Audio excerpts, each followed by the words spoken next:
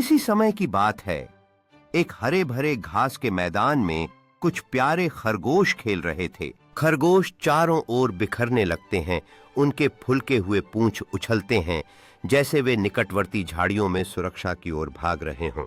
खरगोश एक साथ इकट्ठा होते हैं, उनके कान सतर्क रहते हैं।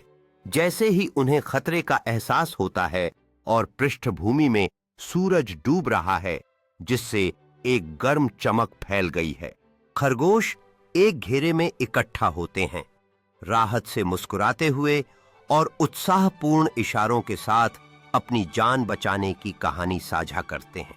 मुख्य खरगोश, जिसमें एक दृढ़ नजर है, झाड़ी के पीछे से सावधानी से देखता है, यह सुनिश्चित करते हुए कि सब कुछ ठीक है, फिर अपने दोस्तों को संकेत करता है। एक बहादुर खरगोश अपनी दोस्तों के खेलते समय चौकसी करने के लिए स्वेच्छा से आगे बढ़ता है। उसकी मुद्रा दृढ़ और सतर्क होती है, जैसे रात ढलने लगती है।